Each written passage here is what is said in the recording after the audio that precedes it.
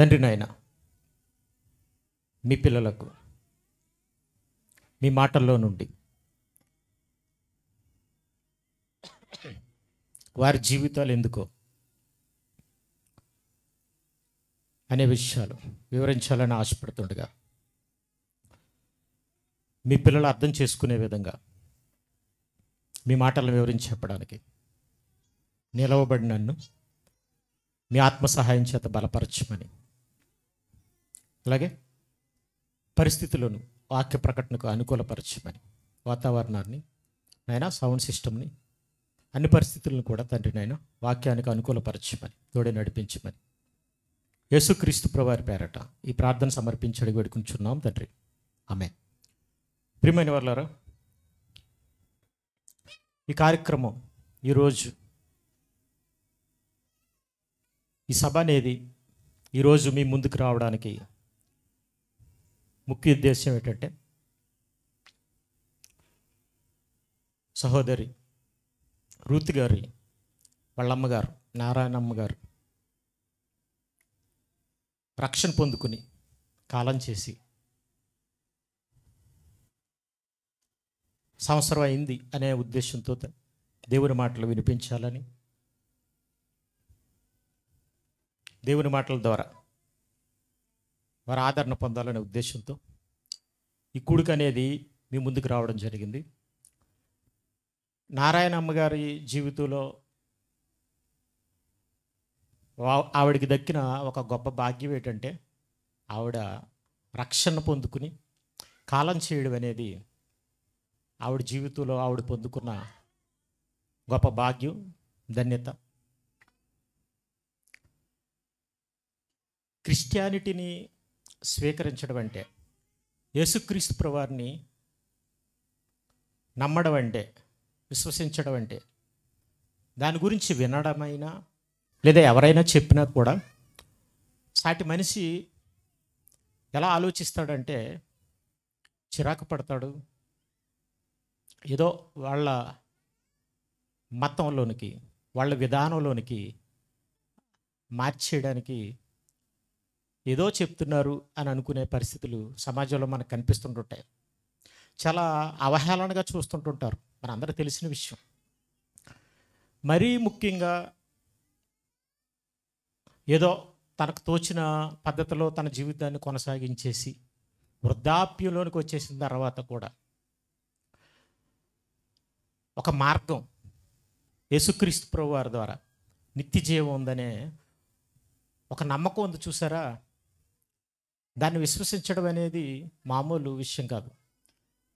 ఎందుకంటే నికోదేము ఒకడు క్రొత్తగా జన్మిస్తేనే కానీ అతడు దేవుని రాజ్యం చూడలేడని యేసుక్రీస్తు ప్రభువారు చెప్పినప్పుడు, ముసలివాడినైన నేను మరలా తల్లి గర్భంలో ప్రవేశించి అలాగూ జన్మింపగలను. ఎందుకంటేనండి, ముసలివాళ్ళు అనగానే వయసు అయిపోయింది, ఇంకెందుకు, ఏం చేసినా ఏంటి, ఫలితం ఏంటి అనే ఆలోచన అనేది వాళ్ళకు ఉంటుంది. కానీ ఆవిడ చాలా వృద్ధురాలు. నిజంగా మేము బాప్తీసం ఇవ్వడానికి తీసుకెళ్ళేటప్పుడు దిగడానికి కూడా ఆవిడ కొంచెం కష్టం అయిన పరిస్థితులు. అలాంటి పరిస్థితుల్లో ఆవిడ యేసుక్రీస్తు ప్రభువారి ద్వారా రక్షణ పొందాలనే ఉద్దేశంతో ఆవిడ బాప్తీసం తీసుకోవడం అనేది అదొక గొప్ప ధన్యత. అది ఎందుకో అలా మన జీవితంలో జరిగిపోతుంది అంతే. ఎందుకంటే మనం బ్రతికిన విధానాన్ని బట్టి, చుట్టూ క్రిస్టియానిటీకి ఉన్న విలువలను బట్టి, వాళ్ళ ఆలోచనలను బట్టి మనం ఆలోచిస్తుంటుంటే, ఎవరైనా ఒకవేళ క్రైస్తవులైతే నువ్వు కూడా తక్కువ కులాల వాళ్ళ దేవుణ్ణి నమ్ముకున్నావా అని హేళన చేయడం కానివ్వండి, ఇలాంటివన్నీ మనం చూస్తాం కదండి. ఏదో విదేశీ దేవుణ్ణి నమ్ముకున్నావా అని ఇలా హేళన చేసే పరిస్థితులు ఉన్నాయి. కానీ అలాంటి పరిస్థితుల్లో ముసలి వయసులో కూడా ఆవిడ నమ్ముకోవడం అనేది అది దేవుడు ఆవిడకి ఇచ్చిన ఒక గొప్ప భాగ్యం, వరం. సో కాబట్టి అది ఆవిడ చేసుకున్న ధన్యత. ఎందుకంటే యేసుక్రీస్తు ప్రభువారు అంటే వాక్యంలో ఏమని చెప్పబడిందంటే, ఇప్పటి నుండి ప్రభువునందు మృతులు ధన్యులని వ్రాయము అని అన్నాడు ఆయన. క్రిస్టియానిటీ అనేది మానవ జీవితానికి ఈ బ్రతుకు కాలానికి సంబంధించింది కాదండి. ఈ బ్రతుకు కాలంలో ఆయన ఏమీ సంపాదించుకోలేదు, సుఖపడలేదు. అలాగే ఈ బ్రతుకు కాలంలో కూడా క్రైస్తవులుగా ఆయన యందు విశ్వాసం ఉంచిన వారుగా సుఖం పడాలి అనే దాని గురించి ఆయన చెప్పలేదు. బైబిల్ ఎక్కడ చెప్పలేదండి. కానీ ఎంత చక్కగా చెప్పిందండి. ఇప్పటి నుండి ప్రభునందు మృతులు ధన్యులు. అంటే చనిపోతే ప్రభువును విశ్వసించి చనిపోతే, ఆయన కోరుకున్నట్టుగా ఆయన చెప్పినట్టుగా బ్రతికి చనిపోతే వారు ధన్యులు అని రాయమన్నాడంటే, ఒక గ్యారంటీ ఇవ్వడానికి ఆయన రాయమన్నాడని అంటే చనిపోయిన తర్వాత ధన్యత అనేది ఉందనే ఒక నమ్మకం మనకి కలిగించడానికి ఆయన ఆ మాట అన్నాడని మనకు అర్థమవుతుంది. కాబట్టి అదొక ధన్యత. ఎవరు ప్రభునందు నిద్రించినా వాళ్ళకి ధన్యత. ఎందుకంటే మనం నిద్రించే లోపు ఒకవేళ ప్రభువులోంచి తొలగిపోతే, మనం రక్షణలోంచి తొలగిపోయినట్టు, ఆ భాగ్యాన్ని మనం కాలదనుకున్నట్టు. ఎందుకంటే తొలగిపోయే అవకాశం కూడా ఉంది. ఎందుకంటే లోకాన్ని కాదనుకున్న మనం, లోకంలో భోగాల్ని సుఖాలని కాదనుకున్న మనం మరలా దానివైపు తిరిగే అవకాశం, పరిస్థితులు వచ్చే అవకాశం ఉందంటే ఉంది. క్రైస్తవుడంటే ఒకరోజు లేదా కొన్ని రోజులు కదండి. ఎందుకంటే చచ్చిపోయేంత వరకు కూడా దేవుడు అంటే భయభక్తులు కలిగి బ్రతకాలి. ఇది కదా క్రిస్టియానిటీ. సో కాబట్టి ఆవిడ తన జీవితాన్ని అలాగే ముగించుకుంది. పాపం ఆవిడ ఎంత నడవలేకపోయినా కూడా ప్రతి వారం కూడా చర్చికి వెళ్ళేది. ఆవిడ కూడా అలాగే వీళ్ళు ఏదో చెప్తుంటుంటే, ఎవరైనా వాక్యాలు చెప్తుంటుంటే పిల్లలు ఒక అమ్మాయినైతే వచ్చి చెప్పమని కూడా అడిగిందట. ఆ అమ్మాయిని ఒకసారి ఇంటికి రమ్మనండి, నాకు వాక్యం చెప్పమనండి అనేసి. సో కాబట్టి ఆవిడ అలా ఆసక్తిగా వినడం అనేది మంచి విషయం అండి, గొప్ప విషయం. అయితే దేవుని మాటల్లో నుండి కాలం చేసిన వాళ్ళు ఎలాగో కాలం చేశారు. వాళ్ళ గురించి మనం ఏం ఆలోచించినా దానివల్ల మనకేమీ ప్రయోజనం లేదు. కానీ వాళ్ళు రక్షణ పొందారు, చివరి వరకు ప్రభునందే ఉన్నారు. మనం రక్షణ పొందాం, చివరి వరకు మనం ప్రభునందు ఉండాలి. ఎలా ఉన్నాం, ఎలా ఉంటున్నాం అనే దాన్ని మనం ఆలోచించుకోవాల్సిన అవసరం ఉంది.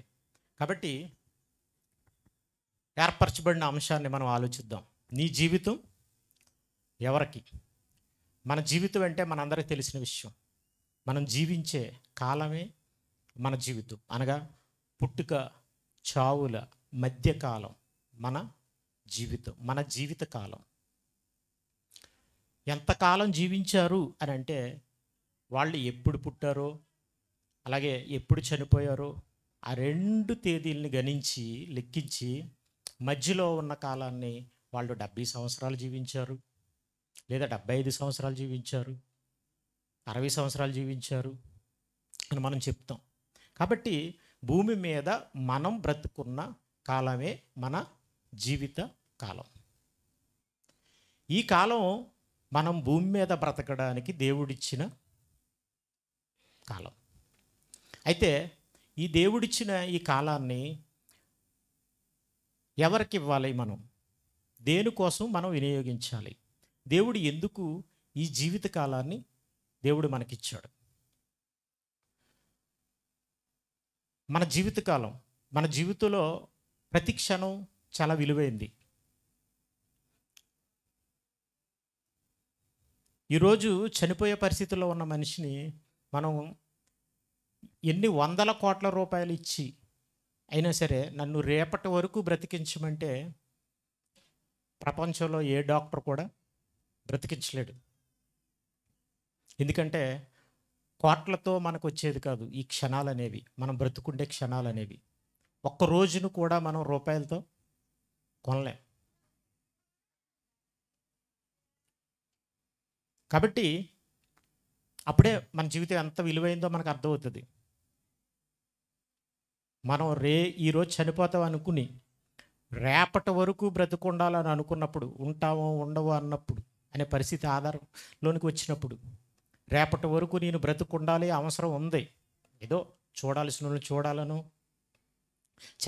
వాళ్ళకి చెప్పవలసినవి ఏమైనా ఉన్నప్పుడు అలా ఆలోచించే అవకాశం ఉంటుంది. అలాంటప్పుడు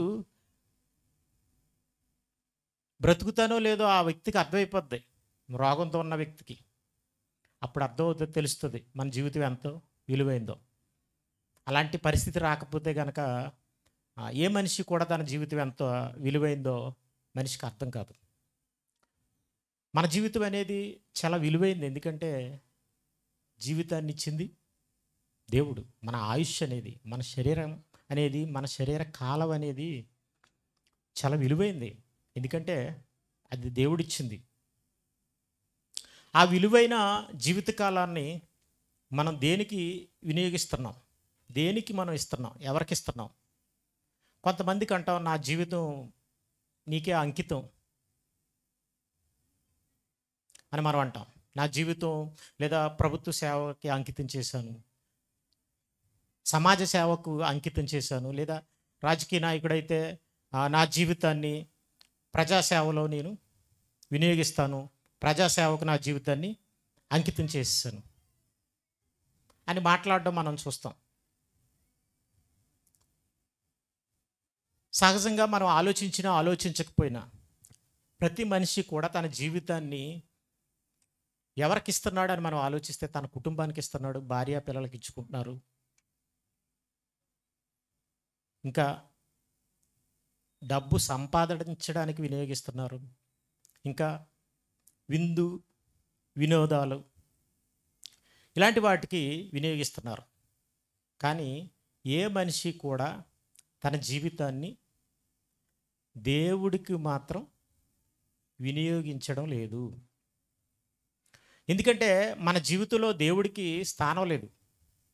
మనం మన జీవితంలో ఎక్కువ భాగం ఎవరికి ఇస్తున్నామో వారికే మన జీవితం ఇస్తున్నాం అనేది మనం అర్థం చేసుకోవాలి. మన జీవితంలో దేనికి ప్రాధాన్యత మనం ఇస్తున్నామో దానికే మన జీవితాన్ని అంకితం చేసినట్టు. అంతే తప్ప మీరు అనుకోవచ్చు, మేమందరం కూడా మేము దేవుడిని నమ్ముతున్నాం కదండి, మా జీవితాన్ని దేవుడికి ఇస్తున్నాం కదా అని అనుకుంటారు. అంటే నువ్వు దేవుడి కోసం జీవిస్తున్నావా? నువ్వు దేవుడి కోసం జీవిస్తే దేవుడికి నీ జీవితాన్ని అంకితం చేసినట్టు. లేదు, నువ్వు జీవించడం నీ భార్యా పిల్లల కోసం జీవిస్తూ, లేదా నువ్వు సుఖం అనుభవించడం కోసం జీవిస్తూ, నీకు నచ్చినట్టుగా బ్రతకడం కొరకు నువ్వు జీవిస్తూ, నువ్వు జీవించాలని దేవుడిని అడుగుతావు చూసావా, అది దేవుడి కోసం జీవించడం కాదు. నీకు నచ్చినట్టుగా జీవిస్తూ నువ్వు ఆ జీవితం బాగోవాలని దేవుడిని అడుగుతున్నావు. దీనికి దానికి చాలా తేడా ఉంది. నీ సంపాదనలో ఎక్కువ భాగం నీ కుటుంబానికే, నీ సమయంలో ఎక్కువ భాగం నీ కుటుంబానికే, నీ ఆలోచనలో ఎక్కువ నీ కుటుంబమే. నీ ఆలోచనలో అంటే పూర్తిగా నీ ఇష్టం. కానీ దేవుడు మాత్రం, ఇప్పుడు మీరు అంటారు, నా జీవితం అంతా నీ సేవకే ఉపయోగించాను, నా జీవితాన్ని అంతటి నీకే దారిపోసాను. సేవ ఏమంటే భర్తకి సంసారం చేసింది ఒక ఇల్లాలు, చివరికి భర్త తన్ని తరివేశాడు కదండి. కాలం గడిచిపోయిన తర్వాత ఒక 50-60 సంవత్సరాలు కాపురం చేసిన తర్వాత 40 సంవత్సరాలు కాపురం అయిపోయింది, 40 సంవత్సరాలు 50 సంవత్సరాలకు వచ్చేసారు, పొమ్మన్నాడు బయటికి అని అంటే నా జీవితాన్ని నాశనం చేసాడు అంటారు. అంతే కదండి. ఎందుకు? ఇంతకాలం సంసారం చేశారు, తర్వాత విడిచిపెట్టేశాడు అంటే ఎక్కువ కాలం అతనితోటే గడిచింది. ఇప్పుడు బయటకు పొమ్మంటే ఆవిడేం చేయగలరు చెప్పండి? వయసు అయిపోయింది. ఆవిడని ఎవరు పెళ్లి చేసుకుంటారు? ఆవిడకి జీవితం ఉంటుందంటే ఉండదు. సో కాబట్టి నా జీవితాన్ని ఏమైపోయిందంటే, నిన్ను నమ్మినందుకు నా జీవితాన్ని, అతను నమ్మినందుకు, అతను పెళ్లి చేసుకున్నందుకు నా జీవితం ఏమైపోయిందంటే సర్వనాశనం అయిపోయింది అని అంటాం మనం. అంటే అతనికి ఎక్కువ ఇచ్చాం కాబట్టి, అతనికే సేవ చేసావు. లేదా భార్య ఇతను మోసం చేసి వెళ్ళిపోయింది అనుకోండి, జీవితాంతం తోడు ఉంటుంది అనుకున్నాను, నన్ను ఏం చేసిందంటే సంపాదించింది అంతా చేతిలో పెట్టాను. అంటే ఎందుకంటే ఈ మధ్యకాలంలో అలాంటి వార్తలే మనం వింటున్నాం. నన్ను మోసం చేసి వెళ్ళిపోయింది అని అంటారు. కానీ ఇప్పుడు చూడండి, అడుక్కునేవాడికి మనం ఏం వేస్తామండి? రూపాయి వేస్తాం, లేదా ₹2, లేకపోతే మహా అయితే ₹5. ఇంకా కొంచెం దాతృత్వం ఎక్కువైపోయింది అనుకోండి, ₹10, అంతకు మించేమి వేయం కదా. ఇప్పుడు అడుక్కునేవాడికి మన రక్తాన్ని కార్చి చిందించి దానం చేసామంటావా? లేకపోతే భార్య పిల్లలకి మనం పెంచి పోషిస్తాం కదండి. నా రక్త మాంసాలని దారపోసి నేను ఏం చేశాను, నా చెమట కార్చి పెంచి పోషించానని ఎవరిని అంటాం? అడుక్కునేవాడిని అంటావా, లేకపోతే ఇంట్లో వాళ్ళ గురించి అంటావా? ఇంట్లో వాళ్ళ గురించే అంటాం. అలాగే అంతనేమో వీళ్ళ కోసం ఆలోచించి ఆలోచనలోనూ కుటుంబమో లేకపోతే నీకు నచ్చినట్టుగా ఆలోచించడమో చేసి నీకు నచ్చినట్టుగా బ్రతికేసి సంపాదన కానీ, కాలం కానీ, ఆలోచనలు కానీ అన్నిటిలో దేవుళ్ళు లేకుండా నీకు నచ్చినట్టుగా బ్రతికేసి వాటిలో ఏదైనా ఇబ్బందులు వచ్చినప్పుడు, ఇల్లు కట్టేటప్పుడు, లేదా ఏదైనా రోగం వచ్చినప్పుడు దేవుడు గుర్తొస్తాడు తప్ప, అన్నీ బాగుంటే మాత్రం ఇల్లు కట్టావు ప్రార్థన చేస్తారు, లేకపోతే దేవుడిని గుర్తు చేసుకుంటారు. ఇల్లు అయిపోయింది ప్రార్థన చేస్తారు, దేవుడిని గుర్తు చేసుకుంటారు. ఇంక ఇంట్లో ఏం చేస్తారు? శుభ్రంగా ఒక సోఫా వేసుకుంటారు, పెద్ద ఎల్ఈడి టీవీ పెట్టుకుంటారు. ఇంక నొక్కడం. ఇంకా అది కూడా మన వాళ్ళకి తృప్తి చెందక ఏం చేస్తున్నారంటే, ఎవరికాళ్ళు ఇంట్లో చిన్న చిన్న ఫోన్లు కొనేసుకుంటారు. ముసలమ్మ కూడా ఆండ్రాయిడ్ ఫోన్ కావాలి, ఎందుకంటే చూడాలి. ఏంటి, యూట్యూబ్ చూసేయాలి కదా. ఎవరు పడితే వాళ్ళు. ఎలా మారిపోయిందండి జీవితం, మనిషి జీవితం ఎలా మారిపోతుంది. అందరూ అంటున్నారు, ఒకప్పుడు ఇరుగు పొరుగు వాళ్ళతో మాట్లాడుకునేవారు, ఇప్పుడు లేదు అలాగా. ఈ టీవీ సెల్ ఫోన్లు చూసుకుంటున్నారు, అందుకనే బంధాలు అనేవి సరిగా ఉండలేదు. ఎందుకంటే ఏదైనా నీరసం వచ్చినా, లేకపోతే వాళ్ళకి ఏదైనా ఆలోచన కావాల్సి వచ్చినా, ఎవరో ఒకరు ఇరుగు పొరుగు ఏం చేసేవాళ్ళు అంటే పెద్ద స్థాయిలో ఉన్నవాళ్ళు ఏదో ఒకటి చెప్పేవారు. ఇప్పుడు అలా లేకపోవడం వల్లట చాలామంది ఇరుగు పొరుగుతో సత్సంబంధాలు లేకపోవడం వలన, ఇరుగు పొరుగుతో ఆ మాట ఈ మాటలా మాట్లాడుకోకపోవడం వలన ఇంట్లోనే తన్ను గుద్దుకు చచ్చిపోయి వాళ్ళిద్దరిలో గిజగిజలాడిపోయి చివరికి ఏమైపోతున్నారంటే ఆత్మహత్యలు చేసుకుంటున్నారా అని చెప్తున్నారు. ఒకప్పుడు ఇన్ని లేవు ఆత్మహత్యలు అనేవి, ఇప్పుడు ఎందుకు ఎక్కువైపోయాయంటే కారణం మనుషులతో సంబంధాలు లేకుండా ఎవరికి వాళ్ళు యాంత్రికంగా బ్రతకడం వలన ఇలాంటి పరిస్థితి ఏర్పడుతుందని అంటున్నారు. సో కాబట్టి అంటే ఇలాగా ఈ చిరుగు పొరుగు వారితో సంబంధాలు లేకపోతే, సెల్లు ఏమండి టీవీ అని ఇంట్లోనే ఉండిపోతే వాళ్ళతో సంబంధాలు లేవన్నప్పుడు మరి దేవుడితో సంబంధం ఉందంటారా మనిషికి? చెప్పండి. అందరూ బాగానే ఆలోచిస్తున్నారండి మనుషుల కోసం, కానీ దేవుడి కోసం మాత్రం ఎవరు ఆలోచించరండి. కాబట్టి మనిషి జీవితంలో దేవుడికి చోటు లేదు. కానీ ఈ జీవితాన్ని మనిషికి ఇచ్చింది ఎవరు అనుకుంటున్నారు? దేవుడే. ఎవరి కోసం అనుకుంటున్నారు? ఆయన కోసం. జీవితం ఆయనకు కావాలి. మనం జీవించి ఉండడం, మనం భూమి మీద జీవించి ఉండడం ఆయనకు కావాలనే మనకి జీవితాన్ని ఇచ్చి కొనసాగిస్తున్నాడు ఆయన.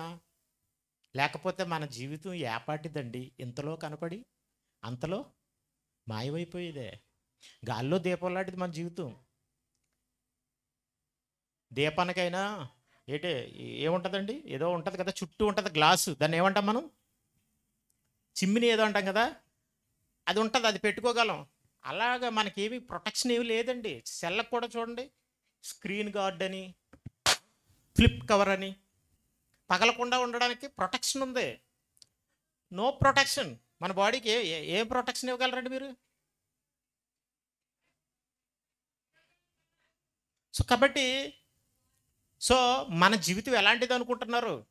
ఇంతలో కనపడి అంతలో మాయమైపోయే ఆవిరి లాంటిది, గాలిలో దీపం లాంటిది. నిజమండి, అది ఎవరి జీవితమైనా. ఎందుకంటే ఈ మధ్యకాలంలో 25-30 ఈ సంవత్సరాల కాలంలోనే అసలు ఎందుకు ఒక 9th క్లాసు లేకపోతే 9 సంవత్సరాల వాళ్ళు కూడా హార్ట్ అటాక్తో చనిపోయే పరిస్థితి. కాబట్టి ఎందుకు ఇంతకాలం మనం బ్రతికేస్తున్నామంటే ఆయన బ్రతికిస్తున్నాడు కాబట్టి. ఎందుకంటే ఆయన తెలుసుకోవాలనే ఉద్దేశంతో, ఆయన గురించి ఆలోచిస్తావని. ఒక్కసారైనా ఈ జీవితాన్ని ఇచ్చింది ఆయనని, ఈ జీవితాన్ని ఆయనకు అంకితం చేయాలని. ఈ జీవితంలో మెయిన్ భాగం ఆయనదే. ఆయనే అయిపోవాలి మన జీవితానికి. ఆయన తప్ప మనకి ఇంకేం కనపడకూడదంటే భార్య పిల్లలు వీళ్ళెవరో కనపడకూడదు. అలా ఇవ్వాలి మనకి మనం దేవుడికి జీవితాన్ని. ఎందుకంటే ఇది అశాశ్వతమైన జీవితం. దీని తర్వాత ఉన్నది నిత్య జీవం, శాశ్వతమైన జీవితం, అదే నిత్య జీవం. ఇది శరీర జీవితం, ఇది భూమి మీద కాలం కలిగిన జీవితం, ఇది మన్నైన దేహాన్ని తెచ్చుకుని అందులో ఉంటున్న జీవితం.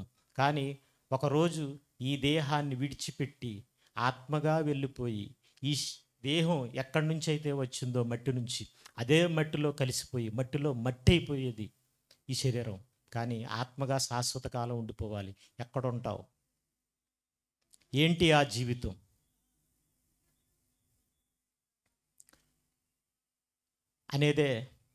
అనే ప్రశ్నలు మనిషికి వస్తే, అలాంటి ప్రశ్నలకు ఒక చక్కని సమాధానమే బైబిల్ చెప్పింది. అదే నిత్య జీవని, దేవుడున్న లోకంలో దేవునికి కుమారుడు కానీ. మరి అయితే ఏంటండి, ఎలా వస్తుందండి అని అంటే, ఈ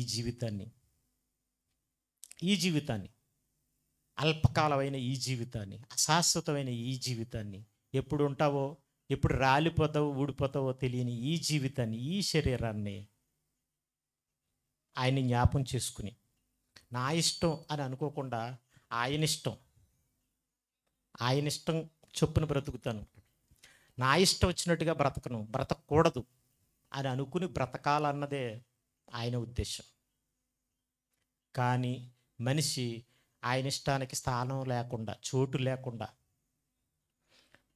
అసలు చెప్పినా అర్థం చేసుకునే పరిస్థితి, చెవిని ఇవ్వని ఒప్పుకోని పరిస్థితి మనిషి జీవితంలో కలుగున్నాడని అంటే, ఇది నిజంగా చాలా దురదృష్టకరమైన, దేవుడి విషయంలో చూస్తే చాలా బాధాకరమైన విషయం. ఎందుకంటే ఆయన మనకి యెషయా గ్రంథంలో ఉంటుంది, ఆయన ఏమనుకుంటున్నాడంటే, ఆకాశమా ఆలకించు, భూమి చెవియొగ్గుము, నేను పిల్లలను పెంచి వారిని గొప్పవారినిగా చేసి తిని. ఎందుకంటే కోడైనా కుక్కైనా మేకైనా ఏదైనా వాళ్ళ చెప్పు చేతల్లో వాళ్ళ కిందే ఉండాలి అని అనుకున్నాడు ఆయన. ఏ జీవైనా అన్నిటినీ మనమే వాడుకోవాలనుకున్నాడు. అంత గొప్పగా అంటే ఈ ప్రకృతిలో ఎవరు గొప్పవాళ్ళు అని అంటే చెప్పండి, ఈ ప్రకృతిలో ఎవరు గొప్ప జీవితాన్ని కలిగి ఉన్నారని అంటే ఎవరని మనం చెప్పగలం? మనిషే.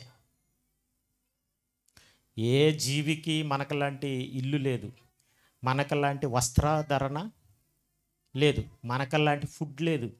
మనం అన్ని ఫుడ్స్ తింటాం, కాయగూరలు తింటాం, ఆకుకూరలు తింటాం, మాంసాలు తింటాం, ఫ్రూట్స్ తింటాం. మేకైతే గడ్డే తింటుంది, గడ్డే తినగలదు. అది పండు తినగలిగినా కూడా మనం మాత్రం పండు పెట్టం. మనమైతే అన్నీ సమకూర్చుకుని తినగలం. కాబట్టి మన జీవితం గొప్పదా తక్కువదా? గొప్పదే ప్రకృతిలో మీరు ఆలోచిస్తే. కానీ వాళ్ళు ఏం చేశారట? నా మీద తిరగబడి ఉన్నారు అని అన్నాడు. ఎందుకంటే ఎద్దు తన కామందు నెరుగును, గాడిద తన సొంతవాని దొడ్డు తెలుసుకును. ఎద్దు చేత మనం గొడ్డి చాకరీ చేయించుకుంటాం, బస్తాలు మోయిస్తాం ఎద్దుతో. దాని వీపంతా ఏమైపోద్ది తెలుసండి? కదురు కట్టేసినట్టుగా నల్లగా అయిపోద్ది. కానీ అది ఏం చేస్తుందో తెలుసా? దానికి ఎంత బలవండి నిజంగా చెప్పుకోవాలంటే. ఎద్దు ఒక్కసారి తిరగబడితే మనిషి ఏమైపోవాలి? బస్తా ఎత్తాడు కదా అని చెప్పేసి కాడెద్దుల మీద కాడెట్టి ఎట్టినప్పుడు అది ఒకవేళ తిరగబడింది అనుకోండి, ఏమైపోతాడు మనిషి? ఏ ప్రభుత్వాలు ఏమైనా చేయగలవా? ఎవరైనా బుద్ధి చెప్పారండి? మనకు పిల్లలు లోబడకపోతే మనం ఏమంటాం తెలుసా? అయ్యో నా కొడుకు నా మాట వింటలేదు, కొన్ని చెప్పవా అంటాం మనం. దానికి ఎవరు చెప్పారండి? అతన్ని ఓనర్ అని ఎవరు చెప్పారు? వీడు పెంచుకున్నాళ్ళు పెంచుకుంటాడు. వీడికి డబ్బు అవసరం అనుకుంటే అమ్మేస్తాడు. అమ్మేస్తే వీడి దగ్గరే ఉంటుంది. ఎలా? ఒకసారి కట్టేస్తాడు తీసుకొచ్చి. కడుగంటారు కదండి, బియ్యం కడిగిన నీళ్ళు, లేదా పాసిపోయిన గంజి, ఏదో పులిసిపోయిన గంజో ఏదో పొట్టు బియ్యం మీద ఉన్న ఊక పొట్టు కలిపేసి ఎడితే అది తింటుంది. పెట్టినందుకు ఉంటుందండి నీ దగ్గర. నువ్వు బస్తా ఎత్తేసినా కూడా అక్కడే ఉంటుంది. రోజు బస్తాలు ఎత్తేసినా మోసినా ఏం చేసినా డబ్బు అడగదు, జీతం అడగదు, ఏం చేయదు. నువ్వు పెట్టింది తినేసి అలా ఉంటుంది. మరి దానికే అంత విశ్వాసం ఉంటే ఏటి దేవుడు మనకి ఎన్ని ఇస్తే. ఈరోజు మీ మామిడి పళ్ళు సీజనే కదండి ఇదంతానే. బాగా తిన్నారా మామిడి పళ్ళు? ఎవరిచ్చారు చెప్పండి? ఎన్ని రకాల మామిడి పళ్ళు అండి. మామిడి పండు అంటే మాత్రం నాకు చాలా ఇష్టం అండి. ఏ పండు అని ఇష్టమే అనుకోండి. పండ్లలో మహారాజా ఎవరంటే, రాజు ఎవరంటే మామిడి పండే. ఇది నా అభిప్రాయం, చాలామంది అభిప్రాయం కూడా. ఎన్ని రకాల మామిడి పళ్ళు అండి ఎవరిచ్చారండి? తిని ఆలోచించండి ఒకసారి. ప్రపంచంలో ఏ కుక్ అయినా అలాంటి స్వీట్ తయారు చేయగలరేటండి? ఎనీ స్వీట్ వరల్డ్లో రికార్డ్ ఏంటంటే న్యాచురలే. అది దేవుడిచ్చింది, ఫ్రీగా ఇచ్చింది. ఎంత గొప్పగా మనల్ని పెంచితే ఎందుకు మనం ఆయన మీద తిరగబడాలి? ఎందుకన్నాడు? పాపిష్టి జనమా, దోషభరితమైన జనమా. బైబిల్ ఏం చెప్పిందండి మనిషిని? బైబిల్ మనిషికి ఏం చెప్తుందే మనం ఆలోచిస్తే పాపం చేయొద్దంటుంది. పాపం అంటే ఏంటో తెలుసా? పొరుగువాడిని మోసం చేయకూడదు. పాపం అంటే ఆజ్ఞాతిక్రమం. ఆజ్ఞను అతిక్రమిస్తున్నాడంటే పొరుగువాడిని మోసం చేస్తున్నాడు. నిన్ను వలే నీ పొరుగువాడిని ప్రేమించు అన్నాడు. అబద్ధ సాక్ష్యం పలకూడదన్నాడు. నీ పొరుగువాని దేనిని ఆశించకూడదన్నాడు. నీ పొరుగువాని ఇంటినైనా భార్యనైనా నీ పొరుగువాని దేన్ని ఆశించదు. ఇదే బైబిల్ అండి. బైబిల్ అంటే ఏంటో తెలుసా? నిన్ను వాళ్ళే నీ పొరుగువాడిని ప్రేమించడమే అని అన్నాడు. బైబిల్లో ప్రేమే కనబడుతుంది. యేసుప్రభువు వారు ప్రేమించారు. ఆకలైతే వాళ్ళకి రొట్టెలు పంచారు. అలాగే దేవుని జ్ఞానాన్ని చెప్పాడు, వాళ్ళ జీవితానికి అవసరమైన జ్ఞానాన్ని. ఆ జ్ఞానాన్ని వాళ్ళు నమ్మడానికి, అర్థం చేసుకోవడానికి ఆయన సర్వస్వాన్ని వదులుకుని నిజంగా నిస్వార్థపరుడిగా, పరిశుద్ధుడిగా బ్రతికాడు. చివరికి నమ్మించడానికి, ఒప్పించడానికి, నీకు అర్థం కావడానికి ప్రాణం పెట్టేసి చనిపోయాడు. వాళ్ళు అన్నారు, నేను చనిపోతున్నాను, పట్టబడుతున్నానంటే అది నీకు దూరమగును గాక అన్నారు. ఎవరు? పేతురు గారు. అంటే ఆయన ఏమన్నాడు తెలుసా? తెలుసండి? మనం ఎవరైనా నేను చనిపోతానేమో, నా భయం వేస్తుంది అలా మాట్లాడుకుంటారు మనవాళ్ళు. అలాగే పాపం అలవాటు అయిపోయి పేతురు గారు ఏమన్నారంటే అది నీకు దూరమగును గాకంటే ఆయన ఏమన్నాడు తెలుసండి? యేసుప్రభువు వారు, సాతానా వెనక్కు పో, మనుషుల సంగతులనే మనస్కరించుచున్నావు. అంటే మనిషి చావకూడదు అని ఆలోచిస్తాడు, కానీ చచ్చిపోతాడు. కానీ ఆయన ఏమన్నాడు తెలుసా? నువ్వు మనుషుల సంగతులనే మనస్కరించుచున్నావు. మనిషి కుమారుడు అనేకులకు విమోచన క్రయధనంగా తన ప్రాణాన్ని పెట్టడానికి వచ్చాడు. గోధుమ గింజ భూమిలో పడి చావకుని ఎడల అది ఒంటిగానే మిగిలిపోద్ది, కానీ చచ్చిన ఎడల అది విస్తారంగా ఫలిస్తుంది. ఇదండి ఆయన మాట. ఆయన మాట చావకుండా భూమి మీద ఉందామనే మాట ఆయన మాటల్లో కనిపించదు. చావకుండా భూమి మీద లాభం కోసం బైబిల్ ఏం చెప్పదు. చచ్చిన తర్వాతే లాభం అనేది ఉంది. అందుకని పౌలు గారు అనే ఒక భక్తుడు ఏమని మాట్లాడాడో తెలుసా? చావైతే లాభం, బ్రతుకుట అంటే జీవించుట క్రీస్తే, చావైతే లాభం. అంటే ఆ క్రీస్తు కోసం బ్రతుకుతున్నప్పుడు, జీవిస్తున్నప్పుడు ఒకవేళ నాకు చావు వస్తే లాభం అన్నాడు. ఇదండి బైబిల్. ప్రేమ, చావు. ప్రేమించు దేవుని మాటలను బట్టి, ఆ ప్రేమను పంచు, వాక్యం చెప్పో, జీవించో, పొరుగు వానికి అపకారం చేయకుండాను దేవుని కుమారునిగా నీ కాలాన్ని ముగించుకో. అప్పుడు నిత్య జీవం. ఇందులో ఏం తప్పు ఉందండి? ఇందులో ఏం పాపం ఉందండి? పాపం చెయ్యొద్దండం కూడా పాపమేనండి. తాగొద్దండం కూడా తప్పేనంటరా? అలా ఉంది. తాగొద్దండం కూడా తప్పేనా అంటే, పాపం చెయ్యొద్దండం కూడా తప్పే అంటే మనం ఏం చేద్దామండి?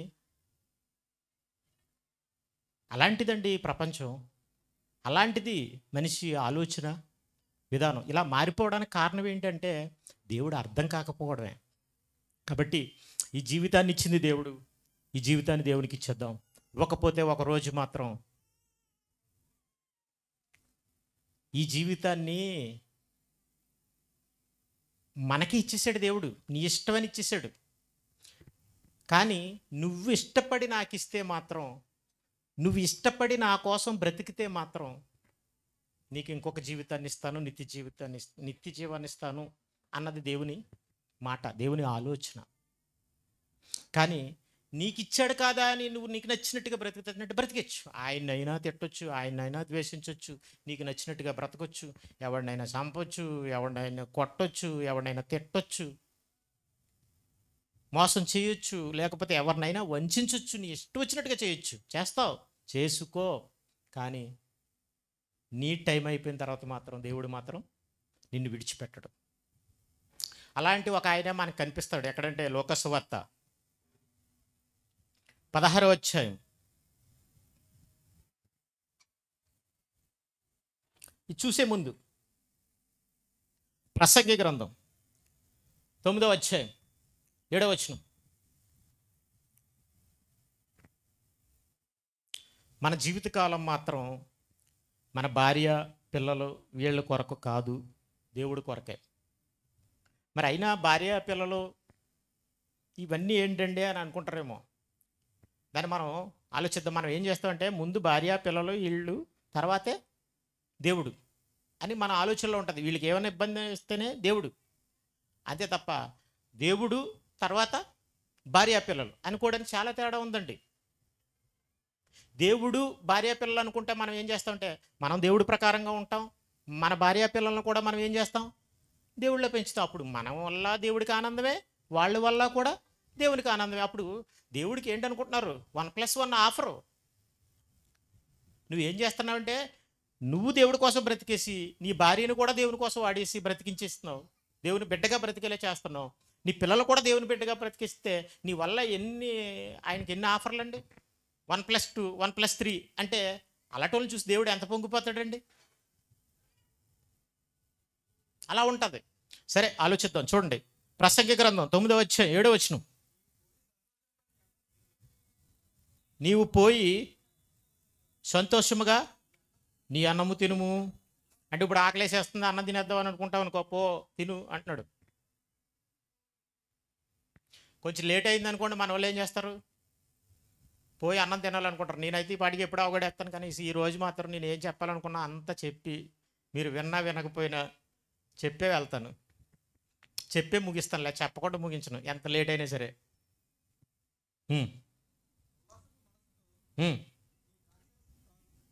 నీ అంటే మనం ఏం చేస్తామంటే అన్నమే కాదు, అన్నంతో పాటు మనకి ఇంకోటి కావాలి. ఏం కావాలి? వైన్ కదండి, మందు. మన వాళ్ళకి రోగం వస్తే వాడే మందు కాదండి ఆ మందు. రోగం రాకపోయినా వాడే, రోగాలైనా అప్పుడప్పుడు వస్తాయి. కానీ మనకు ఒక మాయదారు రోగం ఏంటంటే రోజు వేసుకునే మందు కావాలి. డాక్టర్ రాయకుండా మనకు మనమే కోరుకుని వేసుకునే మందు.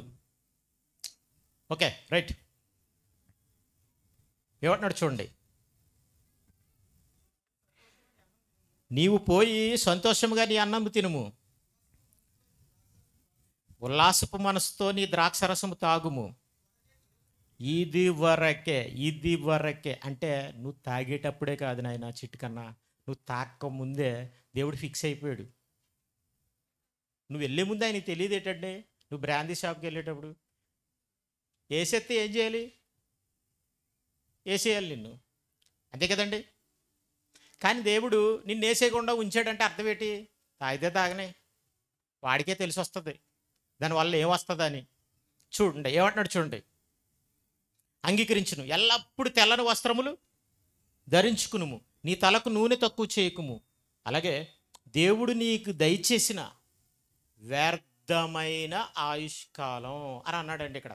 ఎందుకు అంటే ఆయుష్కాలం అనేది దేవుడు దయచేసిందే, మధ్యలో వ్యర్థమైంది ఎందుకు అయిపోయిందంటే నువ్వు అన్నం కోసం, నీ ద్రాక్షారసం కోసం, నీ భార్యతో సుఖపడడం కోసం ఇలాగే ఆలోచిస్తున్నావే తప్ప దేవుడెందుకు ఈ జీవిత కాలాన్ని ఇచ్చాడనేది ఆలోచించట్లేదు. అందుకనే ఏమంటున్నాడు చూడండి, దేవుడు నీకు దయచేసిన వ్యర్థమైన నీ ఆయుష్కాలమంతయు నీవు ప్రేమించు నీ భార్యతో సుఖించుము, నీ వ్యర్థమైన ఆయుష్కాలమంతయు సుఖించుము. మళ్ళీ అంటున్నాడు, నువ్వేం చేస్తున్నావు నాకు అంతా తెలుసు, సుఖించుము. ఈ బ్రతుకునందు నీవు కష్టపడి చేసుకొనిన దానంతటికి అదే నీకు కలుగు భాగం. నీకు ఇంకా ఎలాగో జీవితకాలాన్ని ఇచ్చి ఆయుష్ ఇచ్చినప్పుడు, నీకు కొంతకాలం ఇచ్చి మారే అవకాశాన్ని ఇచ్చినా కూడా నువ్వు మారవని తెలిసినప్పుడు, పోన్లే దేవుడు అనుకుంటున్నాడు నీ భాగం నీకు ఇచ్చేసాను, జీవితకాలాన్ని నీకు ఎలా ఇచ్చాను కదా అని అనుకుంటాడు. నీ ఇష్టం వచ్చినట్టు చేసుకో అంటాడు. ఇప్పుడు తల్లిదండ్రులు కూడా ఆస్తిని పంచేశారు అనుకోండి, వాడు చెప్పినట్టుగా నడవట్లేదు అనుకోండి, ఏమనుకుంటారు, నీ భాగం నీకు ఇచ్చేసాను, ఎవరికి వాళ్ళకి పంచేశాను, వీడు పోతున్నాడు, ఇంకేం చేస్తాం మనం, ఆడు బాగా నాడు పంచుకున్నాడు కదా, అయిపోయింది ఆడికి, అదంతా అయిపోతే అప్పుడు తెలిసి వస్తుంది అనుకుంటామా అండి, అంతకంటే ఏం చేస్తాం మనం, అంతకంటే ఏమనుకోలేం కదా. కానీ మళ్ళీ అంటున్నాడు ఏమనంటే, చేయుటకు నీ చేతికి వచ్చిన ఏ పని అయినను నీ శక్తి లోపం లేకుండా చేయుము. నీవు పోవు పాతాళమునందు పని అయినను ఉపాయమైనను తెలివైనను జ్ఞానమైనను లేదు. అంటే పాతాళానికి వెళ్ళక మునుపు, పాతాళంలో పరదేశికి వెళ్ళాలంటే నెమ్మది కలిగిన చోట్లో ఉండాలంటే మనం చేయాల్సిన పని ఉంది. అది నీ చేతికి నువ్వు ఏది చేయగలిగితే అది, లేదా నువ్వు చేయడానికి ఏది వచ్చిందో, నీకు అవకాశం వచ్చిందో అది చేసే, నీ శక్తి లోపం లేకుండా. అస్సలు మనం ఏంటంటే ప్రతి దానికి ప్రాణం పెట్టేస్తాం. వంట వండేటప్పుడు ప్రాణం పెట్టేస్తారు, పూర్తి ఎఫర్ట్ పెట్టేస్తారు. అన్నిటికి మనిషి ఏం చేస్తాడు అనుకుంటున్నారు, దేనికైనా సరే, తిండికి బట్టకి ఏం చేస్తాడు. బట్ట మామూలుగా మనం కొంటామండి, చెప్పండి మీరు ఎవరైనా బట్టను కళ్ళు మూసుకుని ఎవరో కొనరు కదా, ఒక్క షాపులో కొంటారా, తిరగేస్తారు బాగానే. అవసరమైతే ఎన్నైనా లాగించి లాగించి లాగించి లాగించి చూసి చూసి లాగించి లాగించి, అవసరమైతే 10 షాపులను తిరిగి అప్పుడు కొంటాం కదండి. కానీ అన్నిటికీ ప్రాణం పెట్టేస్తామండి, ఎఫర్ట్, బా మనస వాచ కర్మేన తెలివి అన్నీ పెట్టి, తిండి అయినా సరే, వంకాయ కొనడానికైనా 10 సార్లు చూస్తాం వంకాయని కూడా. కానీ అదే దేవుడి పని అయితే, దేవుని కార్యక్రమం అయితే వెళ్దామా వద్దా, చాలా కొంచెంసేపు కూర్చుని పోయాం సరిపోద్దేమో కదా. ఇప్పుడు కొంతమంది ఆలోచన ఎలాగో వచ్చాం కదా, అలా కూర్చున్నాం కదా, అయిపోయింది దేవుడితో చాలు. కొంతమంది లాస్ట్ ప్రార్థనకు వచ్చే వాళ్ళు ఉంటారు, కొంతమంది అక్కడ ఎఫర్ట్ పెట్టరండి, మనసు పెట్టరు, ఏదో అంటే అంటున్నట్టుగా ఉత్తుగా తూతూ మంత్రంగా కానించేస్తారనమాట అండి. అలా ఉంటుంది మనకి. కానీ ఆయన అయితే నీ శక్తి లోపం లేకుండా చేయము. ఎందుకంటే అక్కడికి వెళ్ళిన తర్వాత ఏదైనా చేసేస్తాను అన్నావు అనుకోండి, అసలు ఏం చేయడానికి అవకాశం ఉండదు అక్కడ.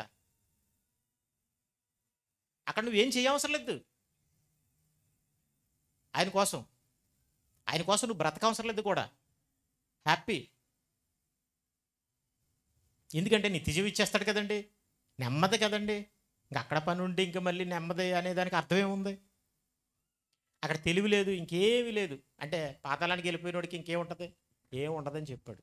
సో కాబట్టి ఇక్కడ ఉండగానే అంతా మనం ఏం చేయాలి, ఆ భాగాన్నే పంచుకుని పోతావో, ఆ భాగాన్ని ఇచ్చిన భాగాన్ని మళ్ళీ దేవుడికి ఇచ్చేసావు అనుకోండి. మీ నాన్న నీకు ఆస్తి పంచిన తర్వాత తీసుకుని, నాన్న ఇదిగో ఈ ఆస్తి మళ్ళీ నీకు ఇచ్చేస్తాను అన్నావు అనుకోండి, మీ నాన్న ఏం చేస్తాడు చెప్పండి. అతని దగ్గర ఇంకా సీక్రెట్ ఆస్తి ఏమైనా ఉందనుకోండి, మొత్తం అంతా కలిపి దాచి నీకు ఇచ్చేస్తాడు. అవునా కదా చెప్పండి. మనం ఏం చేస్తాం, అలాగే ఎవరో ఉండరులేండి, కానీ అలా ఉండాలన్నది ఆయన ఆలోచన. ఎందుకంటే ఇది టెంపరీ కదండి, ఇక్కడ ఏది శాశ్వతం కాదు. అయితే మరలా చెప్తున్నాడు చూడండి, ఇలాంటి విషయం తెలియకుండా ఒక ఆయన చనిపోయాడు. చాలామంది చనిపోతున్నాం కదండి మనం. ఏమైపోతుందంటే ఎవరికి ఏం తెలియదు, కానీ వాళ్ళ కోసం యేసుక్రీస్తు ప్రభువారు చెప్పారు, యేసుప్రభు వారు సాక్ష్యం ఇచ్చారండి. చనిపోయిన వాళ్ళంతా ఏమైపోతున్నారో చెప్పాడు ఆయన సాక్ష్యం. ఏమనంటే లూకా సువార్త 16 అధ్యాయం. ఆయన సాక్ష్యం ఎవరు అంగీకరింపడన్నాడండి ఆయన. నిజమేనండి. ఈ సాక్ష్యాన్ని మరి నమ్మితే మనం అదృష్టవంతులు, నమ్మకపోతే దురదృష్టవంతులు. ఎందుకంటే నమ్మేవాడికి ఈరోజు పాఠం అర్థమవుతుంది, ఈరోజు వాక్యం ఉపదేశం అర్థమవుతుంది. నమ్మని వాడికి ఈరోజు ఉపదేశం అర్థం కాదు.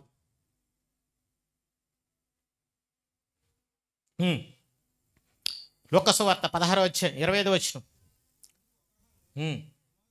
చూడండి. అక్కడ నీ జీవితకాలం మందు చేసుకునేందుకు నీకు అదే భాగం. నీవు పోవు పాతాళంలో పని అయినా తెలివైనా ఉపాయమైనా లేదు, కానీ నీ చేతికి వచ్చిన పని అంతటిని శక్తి లోపం లేకుండా చేయమన్నాడా? అయితే ఇలాంటివి ఏమీ పట్టించుకోకుండా బ్రతికేసిన ఒక ఆయన ఉన్నాడు. ఆయన ఎవరంటే ధనవంతుడు. ఇక్కడ యేసుక్రీస్తు ప్రభువారు చెప్పిన సాక్షిలో మనకి ఏం కనిపిస్తుందంటే, ఒక ధనవంతుడు ఉండేవాడు. అతను ప్రతిరోజు ఏం చేస్తున్నాడు అనుకుంటున్నారు? సుఖపడుతున్నాడు. ఏమని?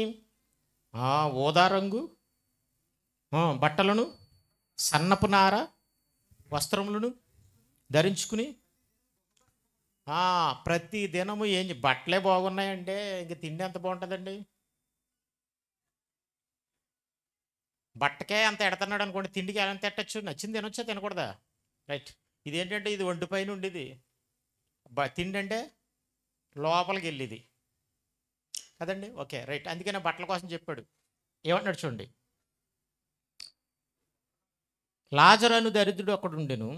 వాడు కురుపులతో నిండిన వాడే ధనవంతుని ఇంటి వాకిట పడి ఉండి అతని బల్ల మీద నుండి పడు రొట్టు ముక్కలతో ఆకలి తీర్చుకున్న గోరును. అంతేకాక కుక్కలు వచ్చి వాని కురుపులు నాకెను. ఆ దరిద్రుడు చనిపోయి దేవదూతల చేత అబ్రహాము రొమ్మున ఆనుకునుటకు కొనిపోబడును.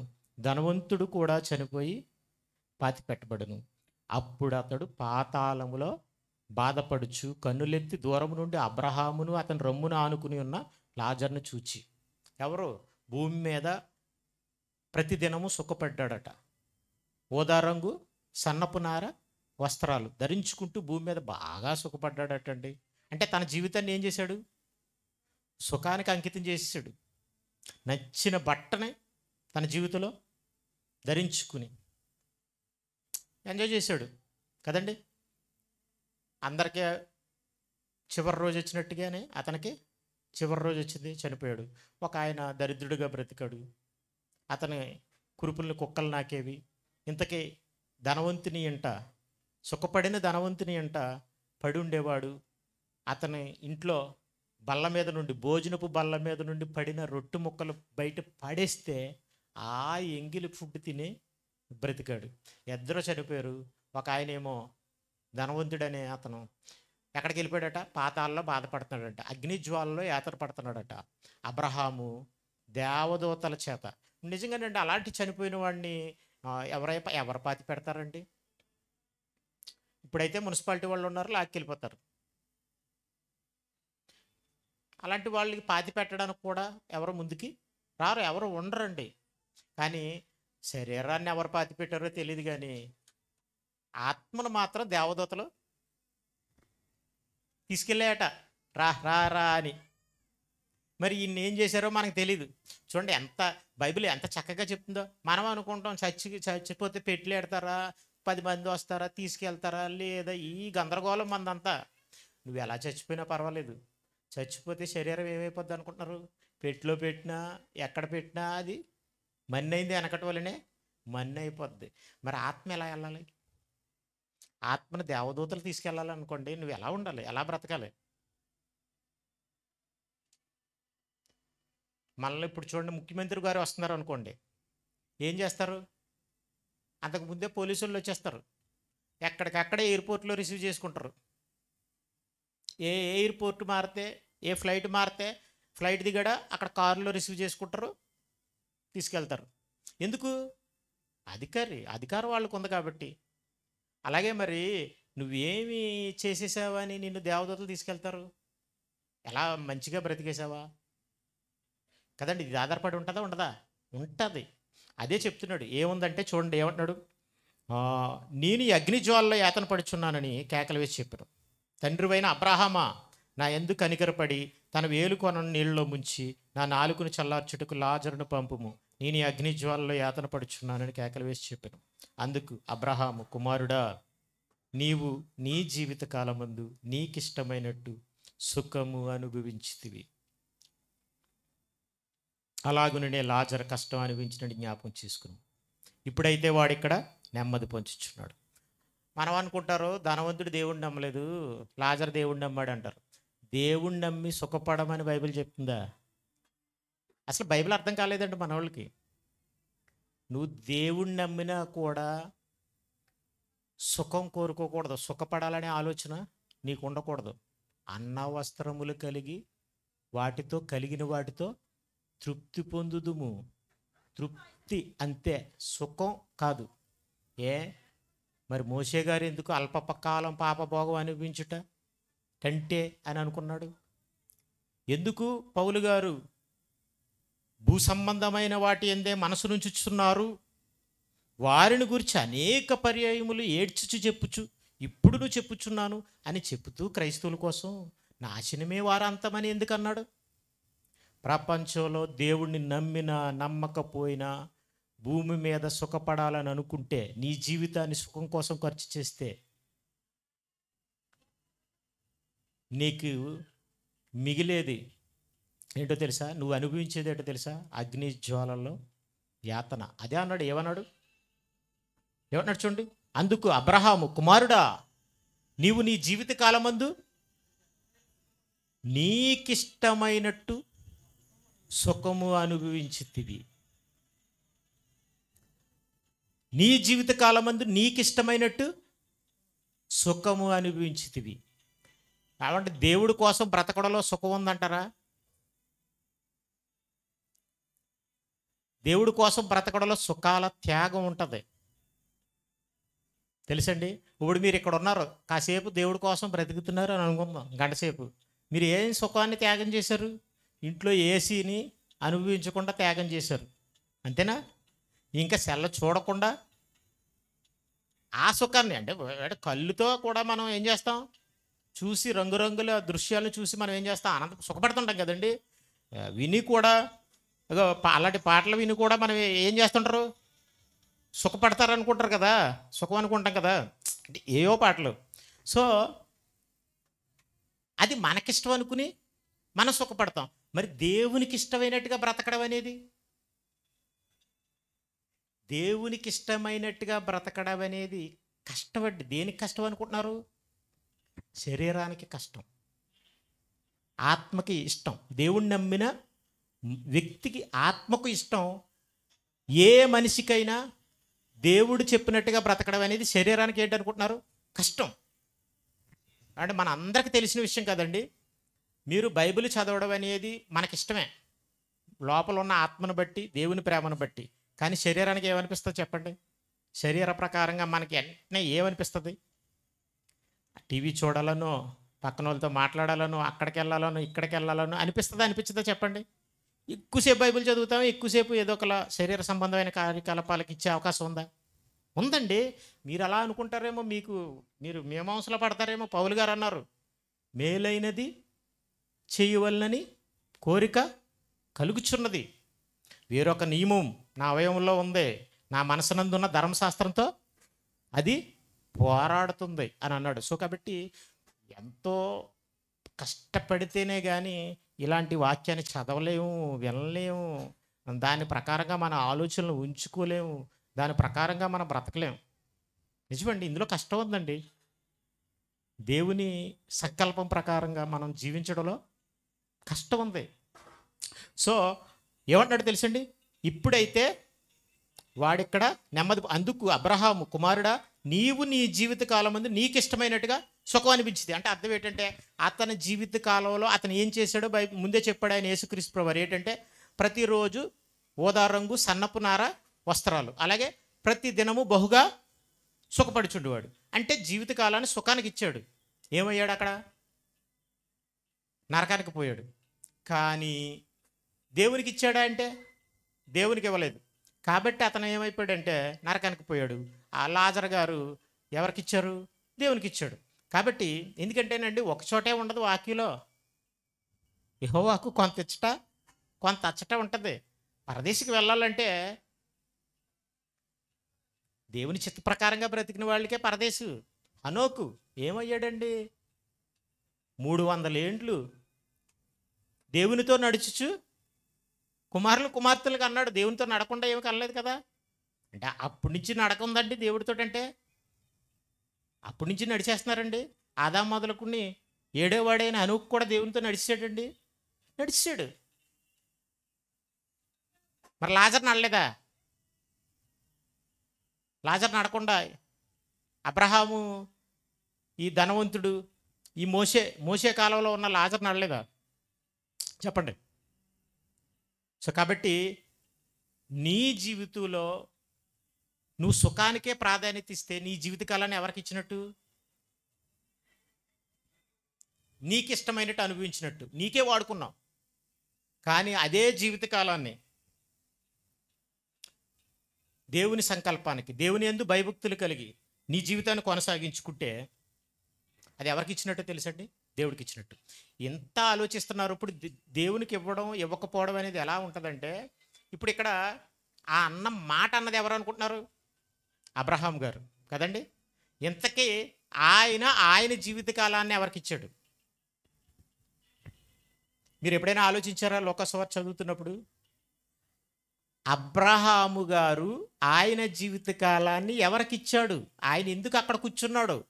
ఎందుకు చెప్పే ప్లేస్లో కూర్చున్నాడో తెలుసా? ఆయన జీవితకాలాన్ని దేవునికి ఇచ్చాడు. ఆయన్ని దేవుడు ఏమన్నాడు తెలుసా? లే, నీ స్వజనమును, నీ తండ్రి ఇంటి వారిని లేచి నిన్ను చూపించబోవు దేశానికి ప్రయాణమవ్వు అని అన్నాడు. అంటే విడిచిపెట్టి ప్రయాణమైన వాడే అబ్రహాం. ఆయన జీవితకాలంలో ఆయన జీవితాన్ని దేవునికి ఇచ్చేసాడండి. ఆయన ప్రయాణంలో భార్య ఉంది, భార్యను కూడా లాక్కెళ్ళిపోయాడు. కూడా పిల్లలు కూడా లేరు. పిల్లలు 100 ఏళ్ల తర్వాత 100 ఏళ్ళకి పుట్టాడండి. ఎవరు? ఇస్సాకు. అతన్ని కూడా ఎందులో వాడాడు అనుకుంటున్నారు? దేవుని కోసమే. ఇవ్వడం అంటే ఎలాగనుకుంటున్నారు? బలిమ్మన్నాడు ఆయన. బలిమ్మంటే ఇచ్చేయడానికి ఏమైపోయాడు అనుకుంటున్నారు? సంకోచించలేదు. అసలు భార్యకి చెప్పలేదు, పనోళ్ళకి చెప్పలేదు. బలి ఎవరినైతే ఇవ్వాలనుకుంటున్నాడో ఆ ఇస్సాకు కూడా చెప్పలేదు. అంటే ఆయన ఎవరో తెలుసా? ఆయన జీవితకాలమే కాదు, ఆయన పిల్లల జీవితకాలాన్ని, ఆయన భార్య జీవితకాలాన్ని, ఇంతకీ ఆయన ఇంట ఉన్నవారు, ఆయనకి 300 మంది యోధులు ఉన్నారు అతని దగ్గర, చాలామంది దాసులు ఉన్నారు. ప్రతి ఒక్కడు కూడా దేవుని మార్గాన్ని గైకునేటట్లుగా నడిపించినవాడు. ఆయన చెప్పినట్టుగా వేరే దేశానికి తీసుకెళ్ళినవాడు. పనివారంతో బయలుదేరాడు, నడిపించాడు. అతనే అబ్రహాం. అతని జీవితమే కాదు, అందరి జీవితాల్ని అతని సరౌండింగ్లో అతనికి సంబంధించిన అందరి జీవితాలను కూడా దేవుల్లో నడిపాడు. ఎందుకంటే అబ్రహాముని నీ సంతానమందు భూలోక వంశములన్నీ ఆశీర్వదించబడినని ఎందుకు దీవించాడో తెలుసండి? అతని ఇంటివారట పిల్లలు యెహోవా నామమును గైకున్నట్లు అతడు వారికి ఆజ్ఞాపించును. సో కాబట్టి అందుకేనేనండి బైబిల్లో అతను ఎవరు అనుకుంటున్నారు?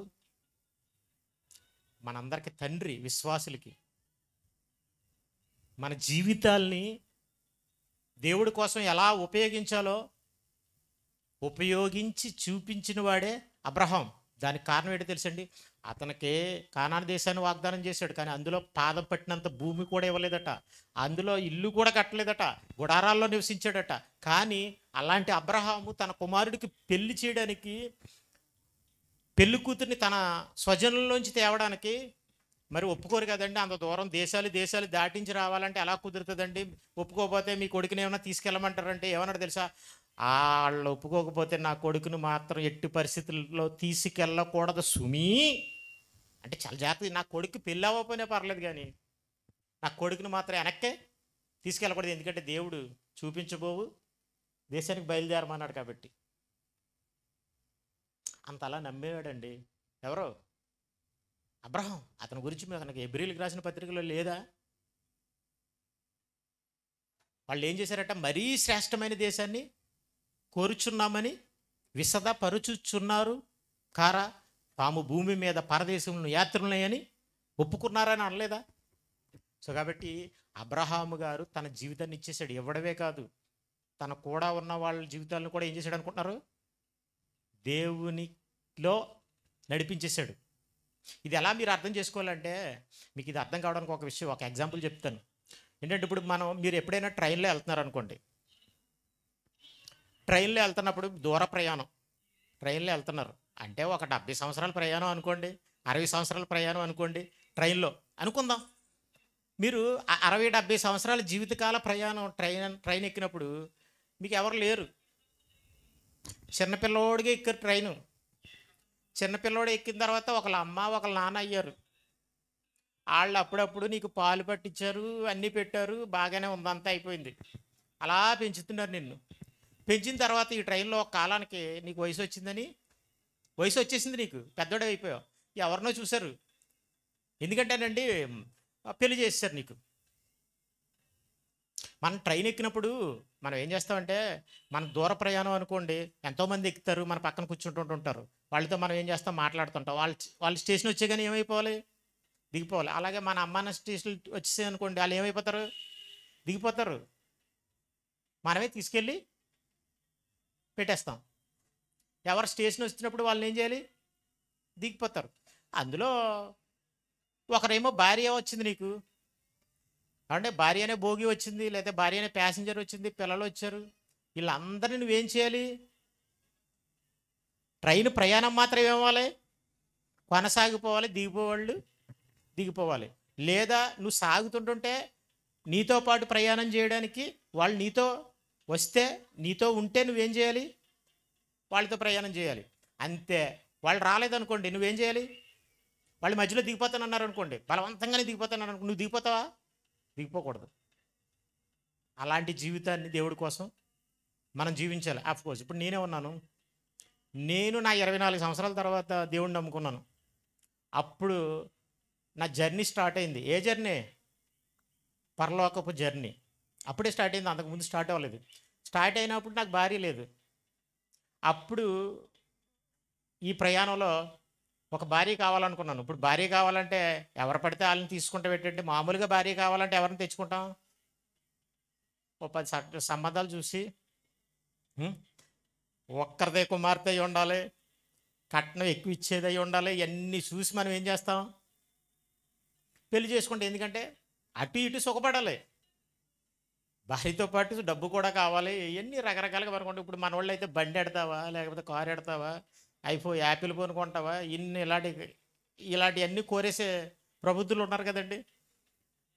నేనేమనుకున్నానంటే, దేవుళ్ళో బ్రతికే భార్య కావాలనుకున్నాను.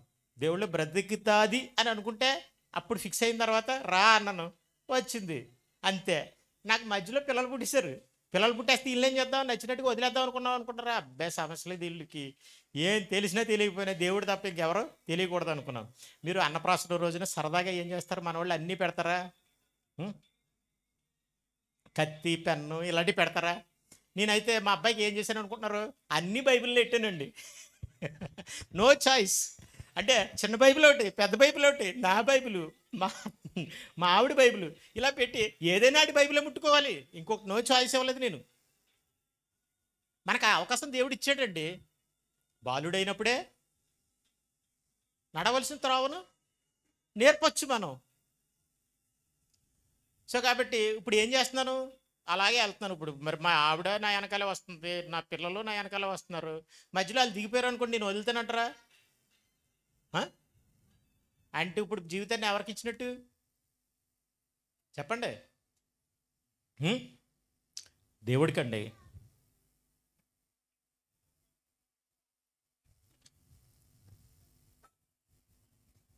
కాబట్టి ఇలాంటి ఎన్నో ప్రశ్నలకు అసలు ప్రశ్నే లేని మనకి ఆలోచించి సమాధానం ఎక్కడ దొరుకుతుందా అని ఆలోచించవలసిన మన జీవితాలకి మంచి సమాధానం యేసుప్రభువారి రూపంలో దొరికిందండి. ఎందుకంటే పుట్టిన ప్రతి మనిషి ఏదో ఒకరోజు చనిపోతున్నాడు. మధ్యలో మనకు దేవుడు అని మనం ఆలోచిస్తున్నాం, కానీ చనిపోయిన తర్వాత దేవుడికి మనకి ఉన్న సంబంధం ఏంటి, అసలు జీవితం ఏంటి, నేను ఉంటానా ఉండనా అనే దానికి రుజువు కానీ ఒక చక్కని పరిష్కారం కానీ మనకి ఎక్కడ కనిపించదు, కేవలం క్రీస్తులో కనిపిస్తుంది. చావు తర్వాత జీవితమే అసలైన జీవితం అని కానీ, చావు తర్వాత జీవితమే ఉంది అది నిజమని కానీ, వాటికి రుజువులు కానీ మనకు క్రీస్తులోనే కనిపిస్తాయి. ఎందుకంటే ప్రాణం పెట్టి సిలువలో పొడి చేసి చంపేస్తే, సిలువలో చిత్రహింసలు చేసి చంపేస్తే, చచ్చిపోయి సమాధి చేసుకొని ఇచ్చాడు కదండి. భద్రం చేసుకుంటే పెద్ద రాయి ఇట్టేస్తానా, సైనికులు ఉన్నా కూడా పెట్టుకొని ఇచ్చాడు కదండి. కానీ తిరిగి లేచిపోయాడండి. అది మనకి క్రీస్తు రూపంలో మన జీవితాలకి సరైన సమాధానం మనకు దొరుకుతుంది. కాబట్టి మన జీవితం ఈ జీవితం అసలు జీవితం కాదు. నచ్చినట్టుగా బ్రతికేకండి, కొంచెం ఓర్చుకోండి. పాలు మీద పొయ్యి పొంగితే ఏం చేస్తారు, నీళ్ళు వేస్తారు కదా, వెయ్యాలి. అలాగే మనిషి కూడా పొంగుతున్నాడు అనుకోండి, వాడికి ఏం చేయాలి, దేవుడి మాటలు చెప్పాలి. పక్కకి తప్పిపోతున్నా దేవుడి మాటలు చెప్పాలి. మనకు దేవుడి మాటలు లేకపోతే మనం అదుపులో ఉండవండి. మన మనసు అదుపులో ఉండదు, మన ఆలోచనలు అదుపులో ఉండవు, మన కళ్ళు అదుపులో ఉండవు, మన చెవులు అదుపులో ఉండవు, అసలు ఒళ్ళే అదుపులో ఉండదు. కాబట్టి మనకు దేవుని మాటలు అవసరం. కానీ అలాంటి మాటల్ని అంత ప్రాణం పెట్టేసి మనకు పరలోకం ఇవ్వాలని రుజువు చేసేసి, రక్తాన్ని దారపోసేసి, ప్రాణం పెట్టేసి, సమాధి చేయబడి తిరిగి లేస్తే ఘోరంగా చనిపోయి ఆయన్ని మతం అనుకుని ఈ రోజున సమాజం ఏమైపోతుందో తెలుసా, ఏదో అయిపోతుందండి. ఏం చేస్తున్నారో ఎందుకు చేస్తున్నారో తెలియని విధంలో అయిపోతుంది. చెప్పకూడదు అంటున్నారు, మత ప్రచారం అంటున్నారు, అబ్బో ఎన్ని విధానాలుగా మాట్లాడుతున్నారో. కానీ ఒక్క మాట అండి బైబిల్లో నేను తీసి ముగించేస్తానండి. నమ్ముకోవడానికి ఏం చేయాలో తెలుసా, క్రిస్టియానిటీని నమ్మడానికి ఏం చేయాలంటే నేను నమ్ముకుంటాను నేను నమ్ముకుంటాను నేను నమ్ముకుంటాను అని అనాలి. ఏసు పేతురు గారు ప్రసంగం చేస్తే 3,000 మంది ఒకసారి బాప్తిసం పొందేశారంటే ఎంత వెయిటింగ్ చేసి ఉండాలండి వాళ్ళు. ఒకరిద్దరికి బాప్తిసం ఇస్తే టైం పడుతుందా, 10 మందికి బాప్తిసం ఇస్తే టైం పడుతుందా? మనం భోజనం చేస్తున్నాం అనుకోండి, అందరూ 100 మంది భోజనం చేస్తున్నాం అనుకో, టైం పడుతుందా? 3,000 మందికి బాప్తిసం ఇచ్చారని టైం పడుతుందా? టైం పట్టదా? అంటే ఆ రోజే బాప్తిసం పొందారంటే వాళ్ళు ఏమనుకున్నారు తెలుసా, రేపు పొందుదాంలే, ఈరోజు ఒక ఎంతో కొంతమంది పొందుతారని అనుకోలేదు వాళ్ళు, ఇంటికి వెళ్ళిపోదామని. అంత వెయిటింగ్ చేసి మరీ పొందారంటే ఆ రోజుల్లో ఏం జరిగిందో తెలుసా, బలవంతంగా మారారండి క్రైస్తవులుగా. అంటే బలవంతంగా అంటే ఎవరో బలవంతంగా కాదు, బలవంతం చేస్తే కాదు, వీళ్ళు ఎవరు మారొద్దు మారొద్దు మారొద్దు మారకూడదనే పరిస్థితులు ఉన్నా కూడా వాటన్నిటిని పట్టించుకోకుండా వాళ్ళుగా బలవంతంగా మారాలని అనుకున్నారు. అది క్రిస్టియానిటీ. తెలుసా మీకు? ఒకసారి చూడండి, మత్తయి సువార్త 21వ అధ్యాయం 32వ వచనం.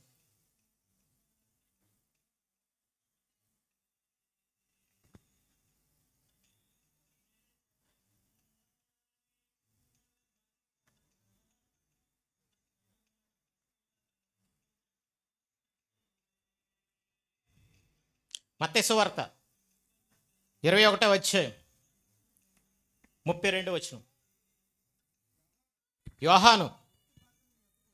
యోహాను నీతి మార్గమున మీ వద్దకు వచ్చెను, మీరు అతను నమ్మలేదు. అయితే సుంకరులను వేశ్యులను అతను నమ్మిరి. అది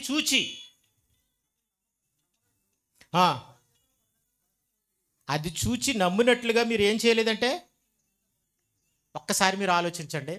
ఎవడైనా క్రిస్టియన్గా మారుతుంటుంటే సమాజంలో మారమంటారా వద్దంటారా? నన్నైతే మా అమ్మా నాన్నలు మారొద్దన్నారు. ఇప్పుడు భార్య మారుతుందంటే భర్త ఏమంటాడు? వద్దంటాడు. అత్తగారు కానీ వీళ్ళందరూ మారొద్దంటారు. పోనీ భర్త మారుతానంటే భార్య ఏమంటుంది? వద్దంటది. ఎందుకంటే అక్కడ తీసుకెళ్ళమంటే ఇక్కడ తీసుకెళ్ళమంటే తీసుకెళ్ళడని. ఒక ఆయన అలాగే అనేవాడు, మా ఆవిడ నమ్మొద్దంటుందండి, ఎందుకంటే ఎక్కడికి తీసుకెళ్ళడని, సినిమాలకి షికార్లకి తీసుకెళ్ళండి. ఇలా ఆవిడ ఒకవేళ మారిపోయింది అనుకోండి, ఆవిడతో ఉండే తంటలు ఆవిడతో ఉంటాయి. ఎందుకంటే చర్చిలని ప్రార్థనలని వెళ్తుంటుంది, దైవభక్తి అని అంటుంటుంది.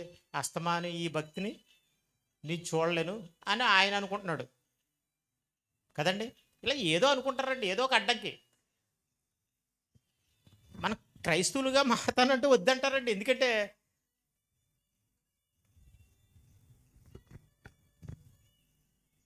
ఏదో అయిపోతున్నాడని అనుకుంటారు జనాలు.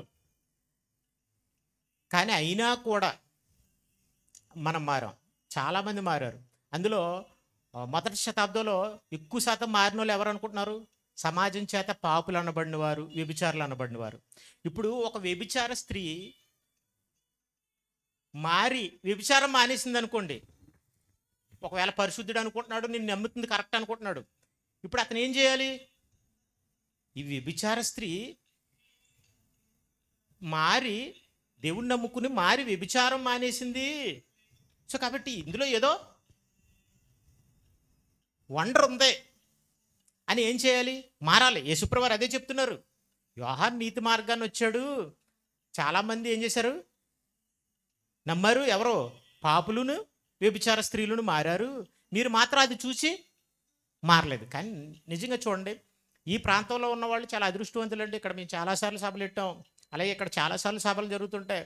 ఇక్కడ చాలామంది క్రైస్తవ సోదరులు ఉన్నారు లేరా? కానీ ఒకప్పుడు ఒక 30-40 సంవత్సరాలకు వెళ్ళిపోతే నా టైంలో ఇక్కడ ఎక్కువగా చదువుకునే వాళ్ళు ఉండేవారు కారు. సో ఎన్నో విధాలుగా వాళ్ళు బ్రతికిన వాళ్ళు ఈ రోజున బైబిల్ పట్టుకుని యేసుప్రభువారిని నమ్మి తాగుడు, చుట్ట ఇలాంటివన్నీ మానేసి భక్తిగా శ్రద్ధగా చర్చికి వెళ్ళిపోతూ కుటుంబంతో గడుపుకుంటూ హ్యాపీగా ఉంటున్నారు. ఇప్పుడు అది చూసి మనం ఏం చేయాలి? చాలామంది అరే నేను మారలేదు, వాడు మారిపోయాడు, ఇవన్నీ అలవాట్లన్నీ చెడు దురలవాట్లన్నీ వదిలేశాడు, వాడు మారిపోయాడు అంటే మారొచ్చంటారా మారకూడదంటారా? మారాలి. అలా ఒకప్పుడు వాళ్ళు మారారు, ఇప్పుడు మనం మారుతున్నాం. క్రిస్టియానిటీలోకి నిజంగా అది మతం లేదా ఏదో ప్రలోభలు పెట్టి మార్చేస్తున్నారు అని అనుకుంటున్నారు కానండి, ఎవడు మారొద్దన్నా మారిపోతాడు. ఎందుకంటే ఒక్కసారి దేవుడు అర్థమైతే, ఆయన ప్రేమను మనం ఆలోచించి అర్థం చేసుకుంటే, యెహోవా ఉత్తముడని రుచి చూచి తెలుసుకున్నాడని బైబిల్ చెప్తుంది. ఒక్కసారి దేవుణ్ణి మనం రుచి చూడగలిగితే, ఎందుకంటే ఒక్కసారి ఆయన వైపు తిరిగితే, నా ఎద్దకు వచ్చేవారిని నేను ఎంత మాత్రమును త్రోసిపోయినాడు. అందుకేనండి నేనైతేనండి నాకు బాగోనప్పుడు నేను అన్నీ చేశాను, కానీ చివరికి యేసుప్రభు అంటే నాకు ఇష్టం లేకపోయినా కూడా నేనేమనుకున్నానంటే యేసుప్రభు అని ప్రార్థన చేశాను. అప్పుడు నాకు దాని నిదర్శనం కనపడింది. క్రైస్తవులుగా మనం ఎప్పుడు మారామంటే, ఎప్పుడైతే క్రీస్తు వైపు తిరిగామో అప్పుడు ఆయన నిదర్శనం, అంటే వాక్యమే కాదు, ఆయన రుజువులు అనేవి, ఆయన దేవుడిగా, దేవుని కుమారుడిగా, ఆయన మనల్ని ప్రేమిస్తున్నవాడిగా, మన బాధల్ని మన కష్టాల నుంచి మనల్ని ఉపశమనం కలిగించిన వాడిగా మనకి అర్థమయ్యాడు కదండి. లేదా రుజువు పరచబడ్డా లేదా? అప్పుడైనా మనం నమ్ముకున్నాం. అంత మనం ఎంత కాదనుకున్నా కూడా ఒక్కసారి చిన్న మాట, ఒక్కసారి చిన్న ఆలోచన, అంతేనండి, చిన్నదండి. నువ్వు ఒక్క అడుగు ఆయన కోసం వేస్తే ఆయన మన కోసం ఎన్ని అడుగులు వేసేవాడు తెలుసా? 1000 అడుగులు వేసేవాడు. ఆయన అలాంటి వాడు యేసుప్రభువారు. అంత ప్రేమ మనం అంటే. సో అలా మారి మన బ్రతుకును మార్చుకున్నామంటే, చాలామంది ఇక్కడ ఉన్న వాళ్ళు అలాంటి వాళ్ళు ఉన్నారంటే, ఏమంటే స్కూల్కి వెళ్ళి చదువుకోలేదు కానీ, స్కూల్కి వెళ్ళి పాఠాలు వినలేదు కానీ, వినరు కానీ ఇప్పటికి కూడా, కానీ బైబిల్ మాటలు వినేవాళ్ళుగా, బైబిల్ చదివేవాళ్ళుగా, శ్రద్ధగా కూర్చుని దేవుణ్ణి ప్రార్థించేవారుగా ఉన్నారని అంటే ఏటండి ఆ లైఫ్ స్టైల్? ఆ లైఫ్ స్టైల్ ఏంటండి? ఆ లైఫ్ స్టైల్ బైబిల్కే ఉంటుందండి, సొంతం అండి. కాబట్టి అది చూసి మారాలి. ఇంకా అలాగా మారపోయి ఇలాగా మారకపోతే ఇంక మనల్ని ఎవరండి మార్చగలరు? సో కాబట్టి ఈ జీవితం మాత్రం దేవుడిచ్చింది, కానీ అల్పకాలం కదండి. పోనీ ఇక్కడే ఉండిపోతామంటే దేవుడికి ఇవ్వకుండా మానేద్దాం, ఉండిపోం కదా, దేవుడికి ఇచ్చేద్దాం. అంటే దేవుడికి నచ్చినట్టుగా బ్రతికేద్దాం. దేవుడికి నచ్చిన బ్రతుకులో భార్య పిల్లలు అందరూ ఉన్నారు, కానీ అందరం కలిసి ఆయన పిల్లలుగా బ్రతకాలి. ఇప్పుడు చూడండి, తాగుబోతూ ఆయన ఉన్నాడండి, తాగుతున్నాడండి బాగానే, భార్య పిల్లల్ని పట్టించుకోవట్లేదు. ఇద్దరులో ఎవరు మంచివాళ్ళు, ఎవరు చెడ్డవాళ్ళు చెప్పాలి? తాగే వ్యక్తే కదా చెడ్డడు, రైట్? ఇప్పుడు దేవుడు దేవుడు దేవుడు అంటున్నాడండి, భార్య పిల్లల్ని అంతగా సుఖపెట్టట్లేదు, వాళ్ళని కోరికలు తీర్చట్లేదు. ఇద్దరులో ఎవరు చెడ్డోళ్ళు?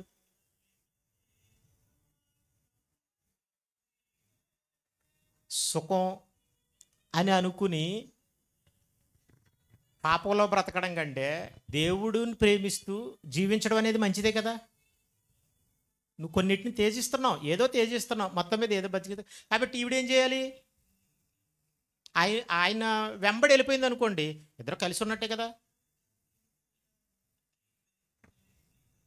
సో కాబట్టి తాగుబోతు భర్త భార్య సుఖాన్ని, పిల్లల సుఖాలను పట్టించుకోకుండా తన సుఖాన్ని పట్టించుకుంటే అతను ఎలా చెడ్డోడో, దేవుడిని నమ్మిన వ్యక్తి, దేవుణ్ణి నమ్మని వ్యక్తి, దేవుడిని నమ్మి నన్ను సుఖపెట్టట్లేదు, నా కోరికలు తీర్చట్లేదు అని అనుకుంటే, తాగుబోతుకిని అలా అనుకున్న వాళ్ళకి పెద్ద తేడా ఏమీ లేదు. ఎందుకంటే దేవుడిని నమ్మడం అనేది మంచిది, మంచి మార్గంలో నడడం అనేది. మనం మారడానికి ప్రయత్నించాలి.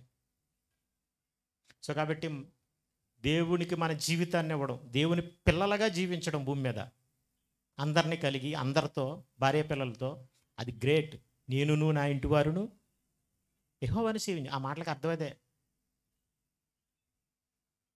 మీరు ఎవరిని సేవిస్తారో సేవించండి, కానీ నేను నా ఇంటి వారును యెహోవాను సేవించదు. అప్పుడే మన జీవితాన్ని దేవుడికి ఇచ్చినట్టు. దేవుడి కోసం బ్రతుకుదాం, తర్వాత అన్నీని. ఏదైనా ముందు దేవుడు, తర్వాతే అన్నీ. ఓకేనా? అప్పుడే దేవునికి జీవితాన్ని ఇచ్చినట్టు. కావాలంటే మీరు అబ్రహాం గారి జీవితాన్ని చూడండి, బైబిల్లో భక్తుల జీవితాన్ని చూడండి. వాళ్ళ జీవితం మెయిన్ దేవుడు. ఒక మోషే దేవుడు, అందులో భార్య వచ్చింది. మళ్ళీ దేవుడని అక్కడికి వెళ్ళిపోతే, వేరే ఊరు వెళ్తే భార్య వచ్చింది, మళ్ళీ ఇక్కడికి వచ్చాడు దేవుడని. మళ్ళీ ప్రయాణం అయ్యాడు, అందులో భార్య పిల్లలు ఉన్నారు. మరి ప్రయాణం ఎవరిది? దేవుడిది. మీరు యెహోషువని చూస్తారా, కాలేబుని చూస్తారా, భక్తులను చూడండి, వాళ్ళ జీవితం దేవుడిది. భార్య పిల్లలు ఉన్నారు, కానీ వాళ్ళ జీవితం దేవుడిదే కనపడుతుంది. దేవుడి కోసం బ్రతికారు కాబట్టి. కొంతమంది ఏం చేస్తున్నారు? భార్య పిల్లల కోసం బ్రతికారు, దేవుడి కోసం బ్రతకలేదు. వారి జీవితం ఎవరికి ఇచ్చారు? వాళ్ళకి ఇచ్చారు, దేవుడికి ఇవ్వలేదు. సో కాబట్టి మనం బ్రతుకు మెయిన్ ఉద్దేశం మనం దేవుడై ఉన్నప్పుడు మన జీవితం దేవుడికి ఇచ్చినట్టు ఇవ్వాలి. జీవితం మాత్రం దేవుడిది, దేవుడికే ఇవ్వాలి, దేవుడి కోసమే బ్రతకాలి. 600 అయినా, ఎవరు బ్రతికినా బ్రతకపోయినా అందరూ మన కుటుంబంతో సహా అని అనుకుంటాడు. చూసారా? వాడే గ్రేట్. వాడి జీవితమే దేవుడికి ఇచ్చినట్టు. అంత కమిట్మెంట్తో బ్రతకగలిగితే. లేకపోతే ఇవ్వలేనట్టు. ఇవ్వకపోతే మాత్రం ఎక్కడికి వెళ్ళిపోవాలనుకుంటున్నారు? పాతాళానికి వెళ్ళిపోవాలి. దేవుడిని నమ్ముకుని వెళ్ళిపోతారమ్మా. నీకు ఇష్టమైనట్టుగా సుఖం అనిపిస్తే మరి ఎక్కడికి వెళ్ళాలి? నువ్వు ధనవంతుడి దగ్గరికి వెళ్ళొద్దా? పోనీ దేవుడిని నమ్ముకుని బ్రాందీ తాగుతాడు, నచ్చినట్టుగా బ్రతుకుతాడు, వెళ్ళిపోతాడంటారా? పోనీ చెప్పండి మీరు అలాగేనని. అర్థం కావాలి. సో కాబట్టి జీవితాన్ని దేవుడు ఇచ్చాడు కాబట్టి దేవుడికి ఇచ్చేద్దాం. ప్రార్థన చేసుకుందాం, ముగించుకుందాం. తండ్రి నాయన, ఈ జీవితాన్ని ఇచ్చింది మీరని, మీకు పిల్లలుగా మీరు కోరుకున్నట్టుగా బ్రతికి మీరున్న లోకంలో మీకు పిల్లలుగా నిత్య జీవాన్ని మేము పొందుకోవడానికే మీరు ఇచ్చారని, దాని కొరకు ఈ జీవితాన్ని నాయన మీ మాటల ప్రకారంగా మీరు చెప్పినట్టుగా జీవించాలని మీ మాటల ద్వారా మీరు సెలవిచ్చారు తండ్రి నాయన. విన్న మీ పిల్లలందరూ కూడా తండ్రి నాయన, ఎలాంటి పరిస్థితులైనా, ఎవరు అడ్డొచ్చినా, ఎవరు తోడు రాకపోయినా, ఎప్పుడూ మీ పిల్లలుగా మీ పిల్లలు జీవించడానికి నాయన మీ మాటల్ని మీ పిల్లల్లో నాటండి. మీ పిల్లలు మంచి నిర్ణయం తీసుకుని ఒక యెహోషువలా తండ్రి నాయన, ఒక పౌలు గారులా, ఒక మోషేలా, ఒక అబ్రహాం గారులా మీ పిల్లలమైన మేమందరం కూడా తండ్రి నాయన మా జీవితం తుది శ్వాస విడిచే వరకు మాకున్న సామర్థ్యాన్ని బట్టి, మీరు మాకు ఇచ్చిన శక్తిని బట్టి, శక్తి వంచన లేకుండా తండ్రి నాయన నమ్మకమైన పిల్లలుగా ఈ బ్రతుకును బ్రతికేసి తండ్రి నాయన మీరున్న లోకానికి వచ్చే, మీకు పిల్లలుగా వచ్చే గొప్ప ధన్యతను మాకు ప్రసాదించమని మీ మాటలను మాలో నాటి ఫలింప చేయమని వేడుకుంటున్నాం. అలాగే ఈ కార్యక్రమాన్ని ఏర్పాటు చేసిన సహోదరి రూత్ గారు, వారి కుటుంబాన్ని, పిల్లల్ని నాయన మీ మహిమలో దీవించండి తండ్రి నాయన. వాళ్ళకున్న పరిస్థితులను బట్టి ఏ విధమైన దుఃఖం లేకుండా తండ్రి నాయన మీ పిల్లలు ఎప్పుడు కూడా రక్షణ అనే భాగ్యాన్ని పొందుకున్నామని నాయనా ఎంతో ఆదరణిచ్చే మీ మాటలు కలిగి ఉన్నామనే ఒక మంచి నమ్మకంతో మీ పిల్లలుగా మీ చిత్తాన్ని నెరవేర్చేవారుగా వారి జీవితాన్ని కొనసాగించడానికి అవసరమైన మీ జ్ఞానాన్ని మీ సహాయాన్ని అనుగ్రహించి బలపరచమని వేడుకుంటున్నాం. అలాగే సిద్ధపరిచిన ఆహారాన్ని దీవించండి. అలాగే అన్ని కార్యక్రమాలు సక్రమంగా జరిగి మీ పిల్లలు వారి వారి గృహాలకు క్షేమంగా మీ పిల్లలు తిరిగి వెళ్ళినట్లుగా మీ కృపలో నడిపించమని మీ ప్రియకుమారుడును మా రక్షకుడినైన యేసుక్రీస్తు ప్రభువారి పేరట ఈ ప్రార్థన సమర్పించి అడిగి వేడుకుంటున్నాం తండ్రి. ఆమె మన తండ్రి అయిన దేవుని ప్రేమ, యేసుక్రీస్తు ప్రభువారి యొక్క కృప, పరిశుద్ధాత్మని అన్యోన్య సహవాసం ఈ కూడుకుని ఏర్పాటు చేసిన వారి కుటుంబానికి విచ్చేసిన దేవుని పిల్లలందరికీ సదాకాలంతోడే నడిపించును గాక. ఆమె. అందరికీ ధన్యవాదాలు. సెలవు.